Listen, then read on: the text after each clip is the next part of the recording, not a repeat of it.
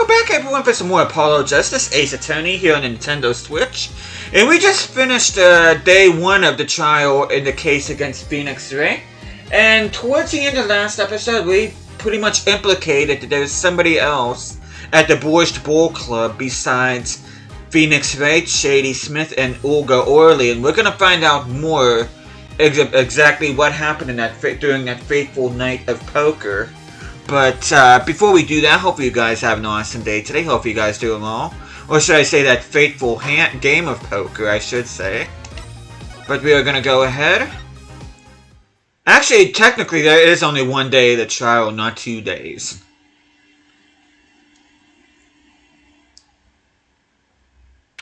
April 20th, 12:14 p.m., District Court, Courtroom number 2. Court will now reconvene. And by the way, I'm not doing the squeaky voice for Olga anymore. Towards the end of my last episode, my voice got my throat got so sore from that. I'm not even gonna do that anymore. And same with Pain. I'm gonna do normal voice with Pain too. Has our witness, Miss Olga Orley, recovered? Yes, Your Honor. Well, she's regaining consciousness. Perhaps we can hear her version of the events again? That's the thing. You see, she's quite fatigued. You're looking a bit fatigued yourself, Mr. Payne. Sadly, fatigue is insufficient grounds for refusing to testify or prosecute. The defense would like to request that Miss Orley take the stand. Very well. The witness will take the stand. Perhaps you could repeat your name and profession? Or perhaps you'd rather admit that you're a poor liar and a poorer loser. Not.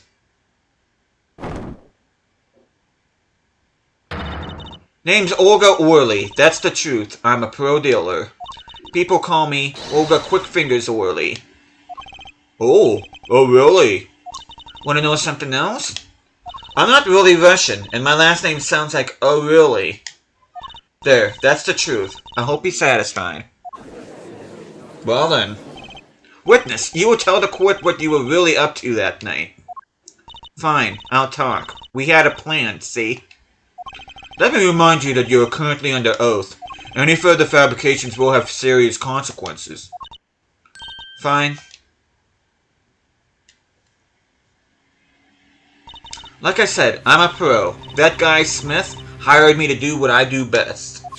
I was planted at the Borscht Bowl Club several days prior to the night of the game. As a waitress. So you were in cahoots with the victim. Not that he needed my help. Smith is a well-known poker player in some circles. But winning wasn't the main purpose of this game. It was about destroying a legend, the unbeatable Phoenix Ray. The plan was simple. Elegant, really. You see, we set up a trap of sorts. I was to plant a card in Ray's pocket beforehand, and then deal 5 aces during one of their games. When their hands were revealed, Smith would call him out and search Ray. He would then pull out the planted card and the trap would snap shut. You swapped the cards. Exposed as a cheater and losing on top of it. It would have made a great double play. Just like that, the legend would be dashed to pieces. Indeed. Getting caught red-handed at cheating would cast doubt on all his prior wins. A 7-year legend destroyed by one little card. That was the plan. Oh really, Orley? How draw. But it appears you made quite the mistake. A mistake? I agree the trap is elegant, yet what happened in that planted card? Hey, that's right! He's lucky, I'll give him that. You'd have to be slip free from a trap laid by Olga Quickfingers Orley. Oh really? The witness would be much cuter if she dispensed with the evil mastermind shtick. Cute? Who wants to be cute? I'm not cute. I'm bad. You hear me? Bad! When you're through being bad, perhaps you could testify to the court? Tell us about this trap and how it was sprung. Witness testimony. The best laid traps. That night, I planted the card like I was supposed to, and Wright lost the last hand just like he was supposed to. Then Smith searched him. But the planted card was gone. The trap failed. The next moment, Wright picked up a bottle and swung it. It wasn't me who hit Smith, it was that no-good cheating defendant. A surprisingly frank testimony that still leaves us mostly in the dark. The trap is perfect, I tell you, perfect, if that rotten cheater hadn't messed it up. Look who's talking! Well, the testimony, for what it's worth, is all yours, Mr. Justice. You're gonna go ahead and save.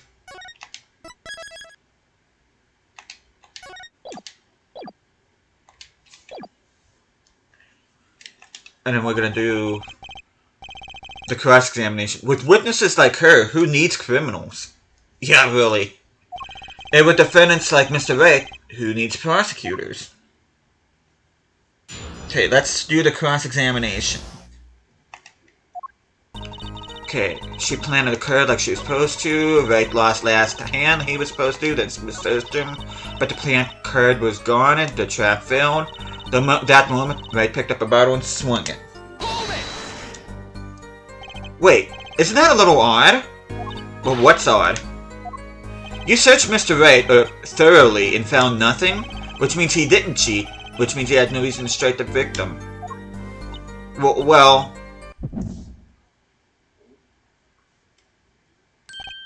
What was that just now? I sensed something. Something wrong, Mr. Justice? No, nothing, Your Honor. What to do? Should I press her a little harder? Oh, yeah. Mr. Worley, you're hiding something. What are you talking about? You... Me? Quick Fingers Worley? Hide something? The defense will refrain from baseless accusations. I have one question for the witness, then. You say you saw the moment the defendant hit the victim. Is this true? Well, of course it's true. I did see it, honest. I saw it when Wright hit him. I saw it when Wright hit him with my own eyes. I saw it. What's this weird vibe I'm getting? That witness, for instance, Miss Orley, she would touch the back of her neck during certain parts of her testimony. Did you notice? Touching her neck, was it?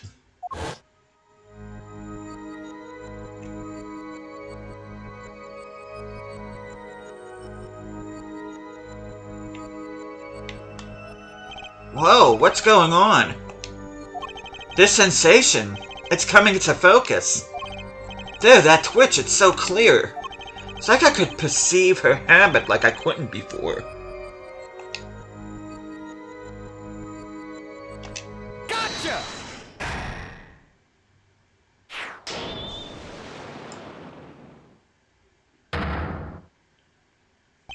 Miss Orley, perhaps you're unaware of this yourself. And unaware of what? Whenever you get to a certain part of your testimony, you touch the back of your neck with your left hand. My neck? So what? What indeed, Justice? I hadn't noticed anything of the sort. When she says that part of the testimony, she's subconsciously recalling something. Her body reacts to the memory and she touches her neck. I'm sure of it. Memory? Would someone care to explain what he's babbling about? This is hardly unusual, but let's ask the defense. You claim the witness is remembering something. Maybe you have evidence of this memory to show us? Okay, we're gonna go ahead and save.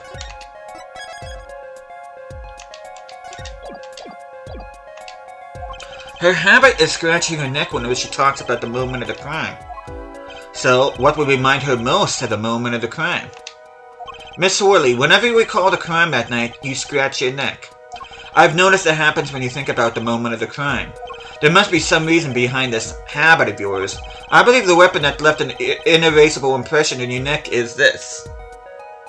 Well, it's none other than the deadly bottle. Whenever she talks about the moment of the crime, she touches her neck. And what reminds us more of that moment than this bottle, the murder weapon. But something doesn't fit. If you were only the witness to the crime, why would that make you touch your neck like you're in pain? What's he talking about now? It was Mr. Smith, the victim, who was hit. Not you.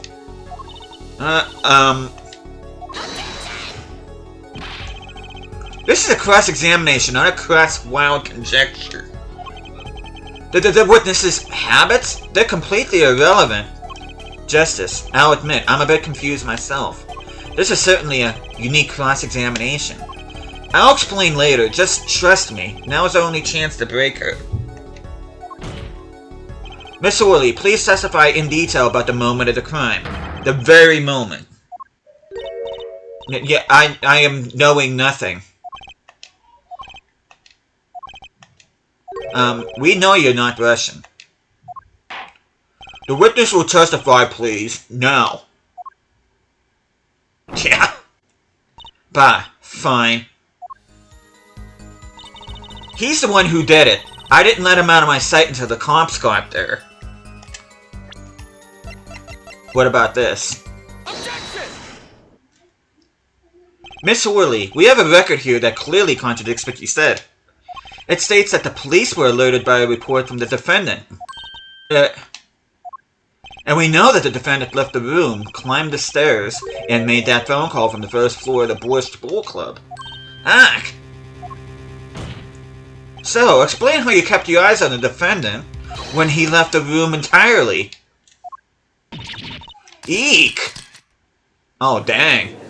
I like how she takes a picture of herself. The man who picked up a bottle and swung it that night wasn't the defendant.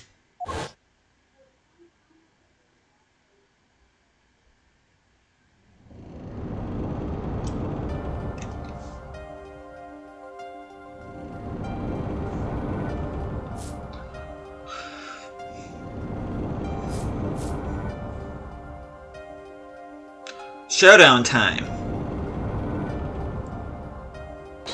You dirty cheat.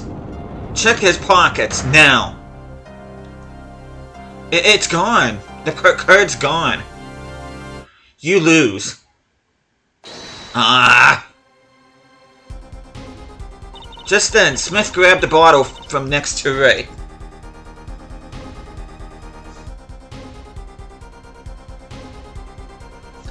Okay. And he hit me. You, some master of cheating you turned out to be.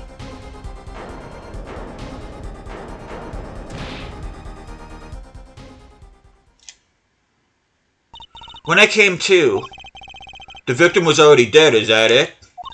That's why I couldn't reveal who I really was. If I came out that I was in league with Smith, I'd be a suspect for sure. Well, where does this leave us? Madness. This is madness. I'm dreaming. It must have been me who was hit with a bottle and I'm imagining all this. It appears our prosecution has its wits end. Frankly, I can't blame them. Mr. Gavin, what do you think about this turn of events?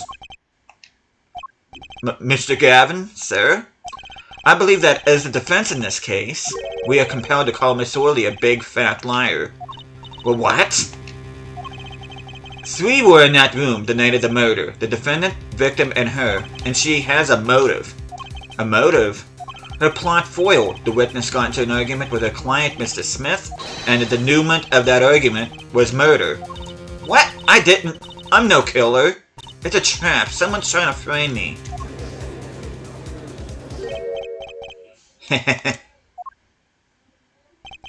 What tangled webs we weave when we practice to deceive. So tangled we catch ourselves in process. Remember Mr. Wright? Such a hasty conclusion. It's not like you, Christoph Gavin. What are you saying? Why not consider the other possibility? That there was another person in the room at the time of the murder. Right, like Mr. Wright was saying before recess. A single card was swapped into the victim's hand after the murder, and the one who swapped the card didn't know 2 colors of cards were being used. A 4th person. Ha! This theory again. Your 4th person doesn't exist. Indeed. That's why I decided to bring this case to court. Here, where there's no escape and no chance for deception.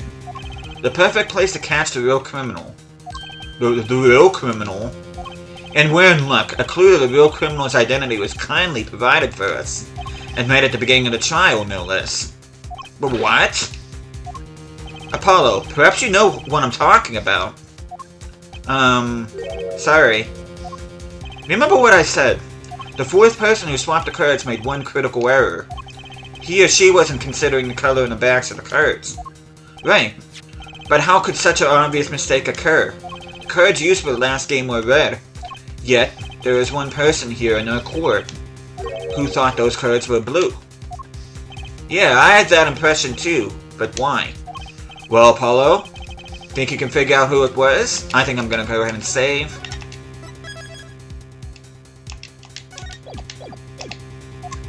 It's not me, I swear. Who was this fourth person? Why do I always get put on the spot like this? Let's hear what the defense has to say. Who was it? Who thought the cards used in the final game were blue? Well, okay, let's see.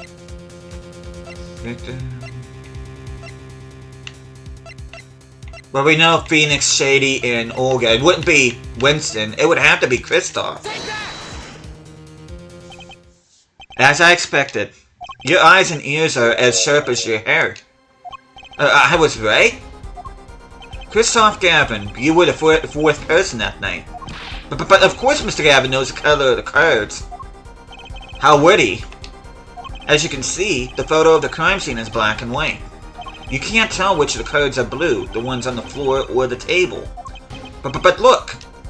You can see the colors in this photo. Yes, but when he said the cards were blue, it was well before this evidence came to light. Oh! It is true the defendant was engaged in a game of poker with a victim, yet it was only that, a game in the purest sense, a competition, Your Honor. A competition? Yes, a test of wits, a silent clash of passions. Only the cards that backstreet and blue flame know its final outcome. Oh! Well, Kristoff? Mr. Gavin? Mr. Gavin, is something matter? No, nothing. Excuse me, I was just so sudden. It was so sudden. Right. You aren't seriously accusing me, are you? Oh, Kristoff? You know, even I'd never take a joke this far. This has gone beyond ridiculous, beyond dumb. This is insanity. The defendant accusing his own defense attorney of murder? I assure you, I'm quite sane. But what possible connection could Mr. Gavin have to the victim? I wasn't aware that I had a connection to Mr. Smith either. Yes, but Mr. Gavin and the victim have never even met. Well, what if they have? Huh? There is a possibility, after all. They may have met that night before the game started. What are you suggesting? Is this the truth Mr. Wright was staying silent about? Well, only one thing to do. Mr. Wright, the defense would like to request that you testify at the court. The defense would like to request no such thing. Mr. Gavin? Testimonies must relate to the case. How could anything happen before that game of poker be related? I'm not sure I follow, Mr. Gavin. As I explained before, the defense believes that Miss Sorley... Am I to assume you speak for Mr. Justice in this? He is the defense, not you. Mr. Justice, the matter of Mr. Wright's testimony is up to you. Oh, okay. Cool. Does the court, in your opinion, need to hear Mr. Wright's testimony? Absolutely. This was Mr. Wright's strategy. He was planning this all along, and I intend to see it through. The defense would like to request that Mr. Wright testify at the court. A2, Justice? You would betray me, you teacher? I'm sorry, Mr. Gavin. This isn't about loyalty. This is about the truth. Very well. The defendant, Mr. Wright, will take the stand, please. Witness testimony. Appetite before murder. That evening, Kristoff and I had dinner. We sat at the table in this photograph. Shady Smith walked in 5 minutes after Kristoff left. When the trap failed, Smith hit the waitress. The girl was knocked out cold and Smith was uncomfortable. I left to call the police. When I returned, he was dead, blood streaming from a cut on his forehead. That's when I made another phone call. Defense Attorney Gavin. Mr. Gavin, you were at the Borscht Bowl Club the night of the murder? I dined with him rather frequently. And he talked to the defendant on the phone directly after the murder? Quite against my will, I had become involved in the murder. I thought I might be in need of a lawyer, so I called him. You were planning this all along, weren't you, Ray? Just because you wanted to drag me to your little murder trial? The only thing I want is the truth. As I did back then, and now. I thought my office was doing you a favor when we took you on your defense. It appears that I was wrong. Very well, the defense may cross-examine a witness. As we do that, we're going to go ahead and save one more time. Justice. Sir, he's lying, and you're going to expose him. Understood, sir. Mr. Gavin versus Mr. Ray. This can't end well. Why can't I have a normal trial? Yeah, that's what Phoenix said a lot, too. Cross-examination. Oh, boy. Okay, Kristoff and he had dinner. Shady Smith walked in 5 minutes after Kristoff left. When the trap failed, Smith hit the waitress. About this failed trap. This is the same trap that Miss Olga Worley mentioned. The plan was simple, elegant really. You see, we set up a trap of sorts. I was to plant a card in Wright's pocket beforehand, and then deal 5 aces during one of their games. When their hands were revealed, Smith would call him out and search Wright. He would then pull out the planted card and the trap would snap shut. You swapped the cards. Just like that, the legend would be dashed to pieces. Yes, a harmless prank, in essence. It was by a quirk of fate that I happened to discover it. A quirk? I happened to put my hand in my pocket and found a card. The card she planted. Yes, I snuck a peek at it and found it was the 5 of hearts. I had a feeling something might happen, so I disposed of the card before the game. Disposed? Where? There was an empty bottle of grape juice I had been drinking right beside me. I threw the card inside the bottle. An empty bottle of grape juice? The murder weapon? Yes, I rolled it up and shoved it in. The colored glass makes it hard to see. A battle of wits between the deceiver and the would-be deceived. That sounds like terrific drama. A card inside the murder weapon? That's strange. Did the police miss it in the investigation? Maybe I'll take a look. Mr. Wright, the poker head of courtroom number 3 approves of this battle of wits. Please revise your testimony with this new information. I discovered the trap during the game and disposed of the card in the bottle. Okay, let's see. Okay, can I examine this? Okay, let's...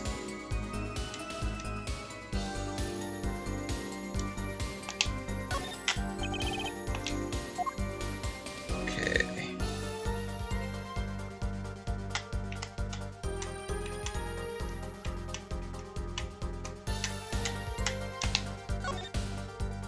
The bottle is completely empty.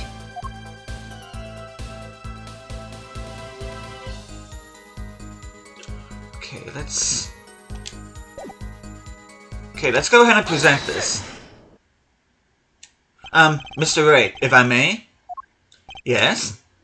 I've examined the bottle and I don't see any card in there. No? What, Mr. Wright? Surely isn't all you have to say for yourself? I can't say that I know what happened to the card. I did put it in that bottle, however. Huh? Perhaps a 5th person came and took it out? Oh, and a 6th person could have helped. Mr. Galvin, Mr. Wright is your client. My apologies, Your Honor. I won't have you disparaging our investigation either. We looked inside that bottle. There was nothing. So what was going on? Is Mr. Wright hoodwinking us again? Okay, let's go ahead and save. Okay.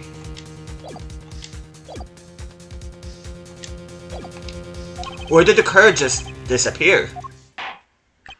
In any case, please continue the cross-examination.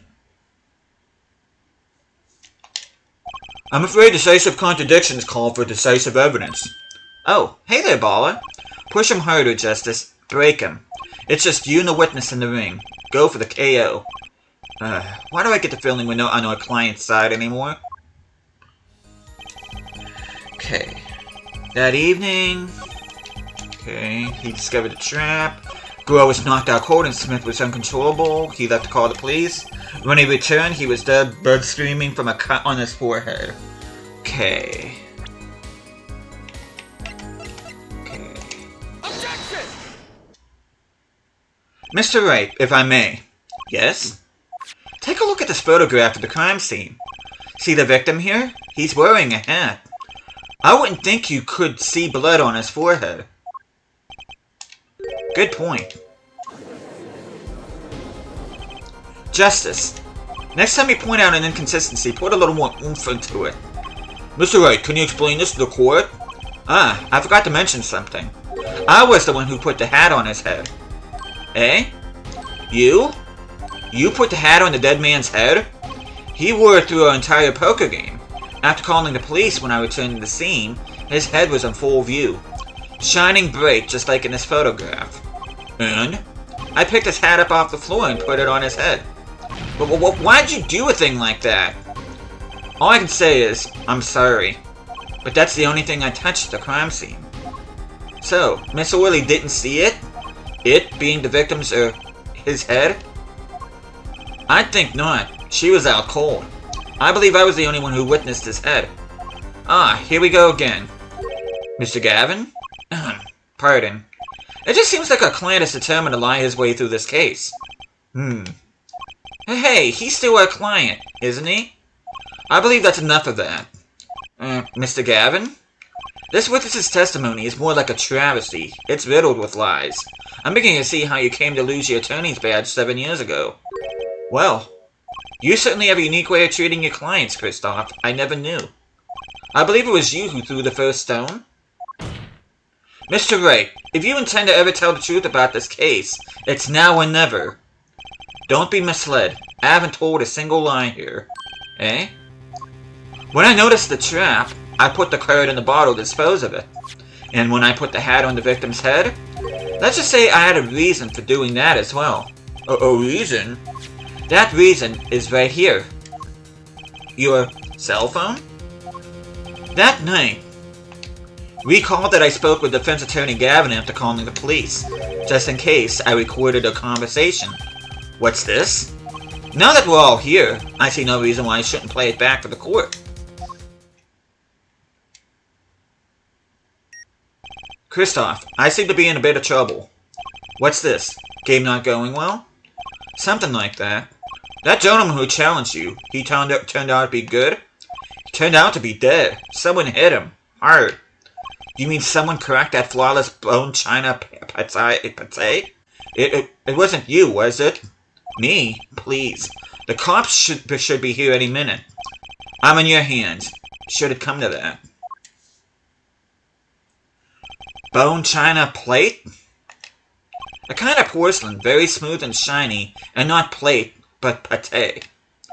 I believe he was referring to a certain gentleman's balding forehead. The court appreciates the defendant's discretion in not indicating my forehead. Wait a second. Something's not right about that phone call. So, after Mr. Gavin ate dinner with you, he left the Borscht Bowl Club? Most certainly. Then how did he know? When did he see this bone china pate? Oh, that's right. Yes. That was when I began to see my good friend in a different light. Troubled, I returned to the crime scene. And when I spotted Mr. Smith's head again, I realized exactly what was wrong. Well, Mr. Gavin, the stage has been set. Perhaps you would like to explain this to the court? Exactly how did you come by your privileged knowledge of the victim's head? So, this is your reason. The reason why you put the victim's hat back on. Your point, Mr. Gavin? It's come down to this, has it, Phoenix Ray? Order. I will have order. Mr. Payne. Yes, Your Honor. I believe this court has been left with no other choice. Are you prepared to hear Defense Attorney Gavin's testimony? Well, as the prosecutor, Very well. We'll break for 10 minutes, after which Mr. Gavin will take the stand for a cross-examination. Are we all clear on that? Crystal clear, Your Honor. Very well. This will be the final recess for the day.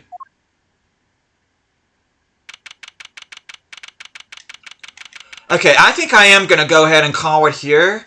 I am going to save, and the next time I see you guys, we will be finishing things here at Turnabout Trump, and we're finally going to figure out what the heck is going on here, so hope you guys are looking forward to that.